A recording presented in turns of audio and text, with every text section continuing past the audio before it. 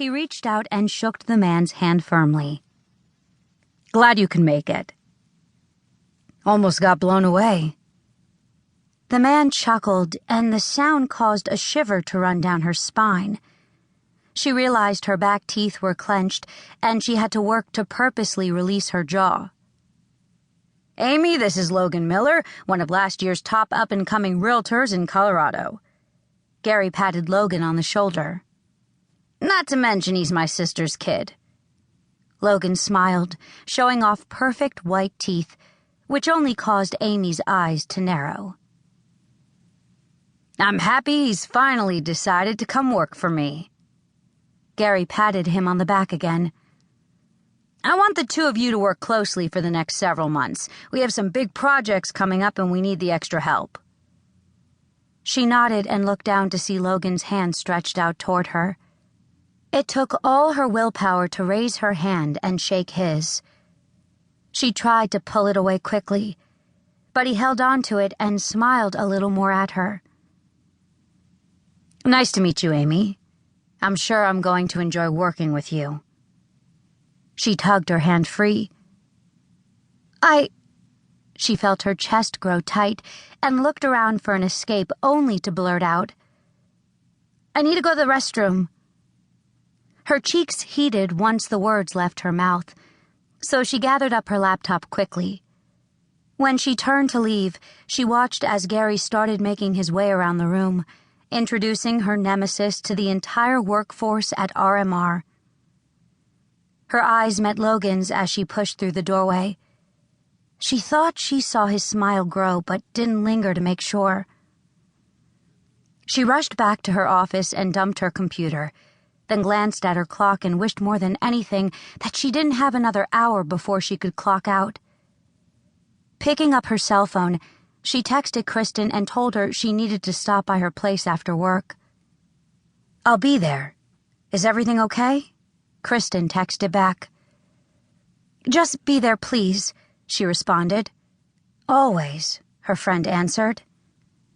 She felt her eyes sting and took a couple of deep breaths to clear her mind. Why hadn't she known that Logan Miller was Gary's nephew?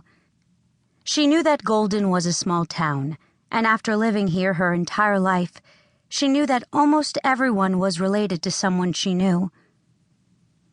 She sat down hard in her leather chair. Closing her eyes, she started swiveling her chair around and tried not to think of the possibility that Gary was bringing Logan in to take over the business. For months now, she'd been thinking that she finally had a shot at persuading Gary to take her on as a partner. He'd even given her hints that he was looking for someone to help relieve some of the burden of running the place by himself. Had he been talking about Logan all along?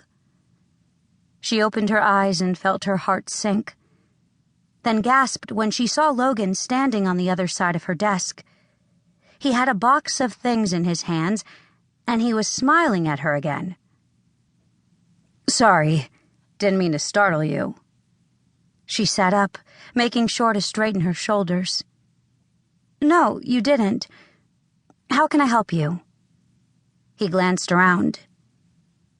It looks like we're roommates for a while." "What?"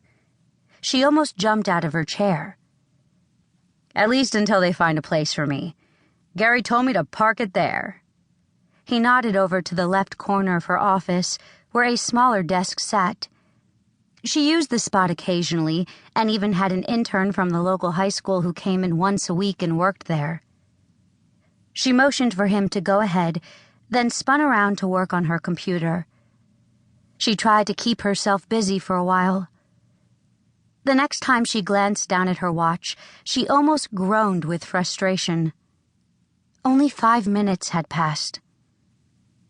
Glancing at Logan from the corner of her eye, she watched as he set up his corporate-assigned laptop. "So, what made you choose the Natel system?" His voice almost made her jump. She turned her chair toward him, her eyebrows shooting up. "It's the best system for what we do." "Still, it's one of the most expensive out there." It wasn't something she hadn't heard before or thought of herself.